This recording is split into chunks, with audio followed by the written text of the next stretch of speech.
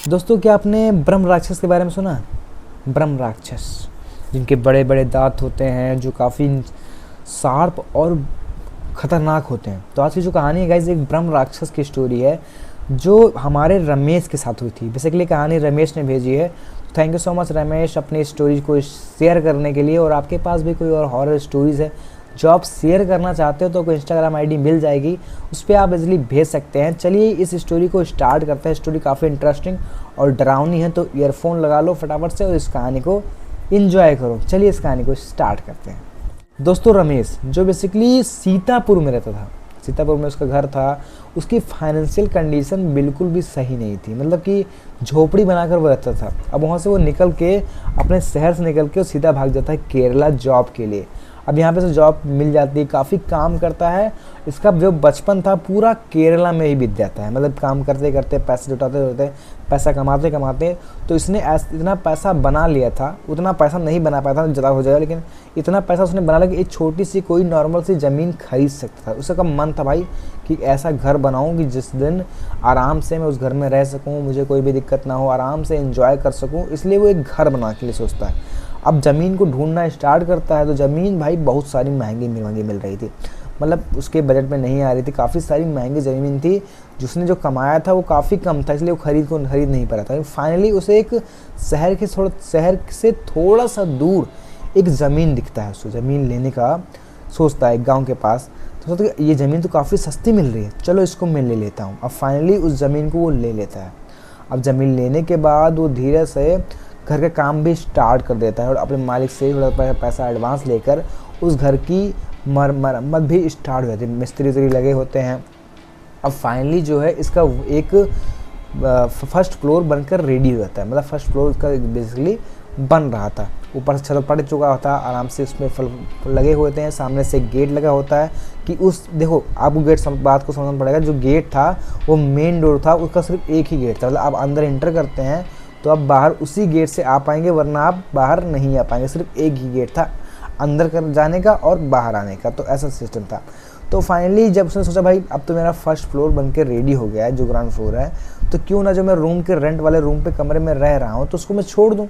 अब फाइनली अगर मैं यहीं पर रहूँगा तो काम में पर ध्यान दूंगा कि भाई कैसे जो हमारे मिस्त्री हैं, जो हमारे मजदूर हैं, सही से काम कर रहे हैं कि नहीं काम कर रहे हैं, उसको मैं ध्यान से देख लूँगा। तो क्यों ना चलो यहीं पे आराम से रह के इसी घर में रह रहा हूँ। सुबह से मैं भी इसको ज्वाइन कर लूँगा, जो भी काम पड़ रहा है कैसे मैं हाथ बटा लूँगा, मेरा दिहाड़ी बच जाएगा। इस चक्कर में वो बोलता है ठीक है एक काम करते हैं, अब मेरा घर तो छत हो ही गई है, तो एक काम करते हैं यहीं पे लेट जाते हैं, यहीं पे सोते हैं और यहीं पे मैं रहूँगा। अब रूम के रेंट वाले को रूम को छोड़ देता है और फाइनली अपने घर में आता है। अब इसने रात का समय है, अब देखो शहर तो है नहीं, गाँव वाला जगह है, तो पूरा सन्नाटा फैला हुआ। अब घर इसका नया नया बन रहा था तो लाइट का कनेक्शन बिल्कुल भी नहीं था, पूरा घर में अंधेरा है।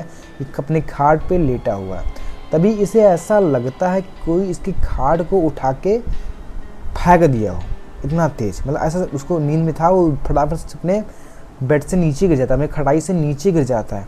ये फटाफट से उठता है और देखता है कि खटाई पे कि भाई ये क्या हुआ, भूकंप तो नहीं आ गया। इससे थोड़ा डर लगता है कि भूकंप तो नहीं आ गया। तभी धीरे धीरे देखता है कि कोई आदमी घुर रहा, कोई जानवर जो है ऐसे कोई गुर्रा रहा हो, मतलब कोई सा होता नहीं कि शेर का फिर आवाज़ें होती हैं काफ़ी अजीब तरीके से, कोई से खूब ज़्यादा इसको परेशान कर रहा हूँ, मतलब इतनी डरावनी आवाज़ें इसको आ रही थी। और उस समय भाई वो शहर से बाहर भी था, मतलब गाँव के से काफ़ी दूर उसने ज़मीन मिली थी, तो उस समय आस पड़ोस के लोग भी को उसकी आवाज़ नहीं सुनी थी। वो चिल्ला रहा था कि मुझे बचा लो, कुछ है, मतलब डर चुका था काफ़ी ज़्यादा।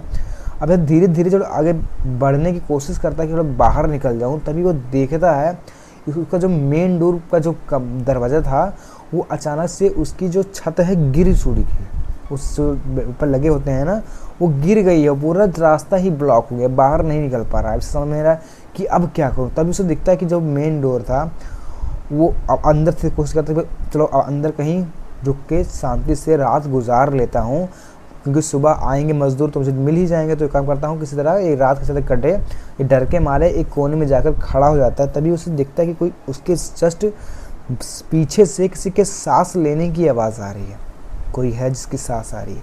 ये फटाक से मुड़कर पीछे देखता है, तब उसको देखकर इसकी रोंगटे खड़े हो जाते हैं। दरअसल उस जगह पर एक ब्रह्म राक्षस होता है।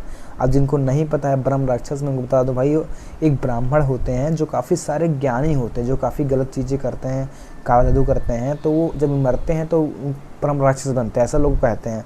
तो वो ब्रह्म राक्षस था, वो बेसिकली उसके हाथों को इससे नोच कर खा लेता है, पूरा हाथ से उस पूरा चबा लेता है, खून बह रहा होता है, इतना खून बह जाता है कि वहाँ पे वो गिरकर बेहोश हो जाता है। अब बेहोश होने के बाद किसी तरह इसका अगली सुबह होती है, भागता हुआ जब इसके मज़दूर लोग आते हैं, इसको उठाते हैं, हॉस्पिटल लेके जाते हैं। तो हॉस्पिटल में लेने के बाद ये काफ़ी डरा होता है, पूरी बात अपने मज़दूरों को बोलता है कि ऐसी चीज़ मेरे साथ रात में हुई थी। अब इसके मज़दूर थे, काफ़ी समझदार थे, काफ़ी मतलब गाँव के लोग थे, तो ये गाँव के लोग जो थे इसको एक पंडित के पास लेके जाते हैं। अब पंडित बोलता है कि तुम कहाँ रहते हो, पहले तुम, मुझे लग रहा है नहीं रहा है तुम इस जगह के रहने वाले। तो बोलता है मैं सीतापुर का रहने वाला हूँ, मैं बहुत दिन से यहीं पे रह रहा हूँ, तो मेरा मन था कि मैं पे घर यहीं पे बनाऊँ, तो इसलिए ऐसे मैंने घर बनाया। बोलते तुम्हें शायद इस गांव का इतिहास नहीं पता है, दरअसल इस गांव में एक ब्रह्म राक्षस का श्राप है। अगर कोई भी उसकी अनुमति के बगैर अगर कोई घर बनाता है तो ब्रह्म राक्षस उसकी जान ले लेता है, और तुमने शायद वही किया है। अब बोलता कि कैसी अनुमति? बोलता कि देखो, अगर तुमने घर बनाना है तो सबसे पहले तुम्हें ब्रह्म राक्षस की पूजा करनी होगी, और उसके नाम का एक प्रसाद अपने जहाँ पे तुमने ज़मीन जहाँ पे पूजा की है वहाँ पे रखना होगा। ब्रह्म राक्षस उसको खा लिया तब तुम घर बना सकते हो, अगर उसने नहीं खाया तब तुम घर नहीं बना पाओगे। अब बोला बाबा आप कोई उपाय बताओ, मैंने काफ़ी सारा पैसा लगा लिया यहाँ पे, ऐसा कर लिया है, तो आप कोई उपाय बताओ, मुझे कोई दिक्कत ना हो। अगर अगली बार मैं गया उसमें मार दिया तो इसलिए कुछ दिक्कत, काफ़ी डरा होता था।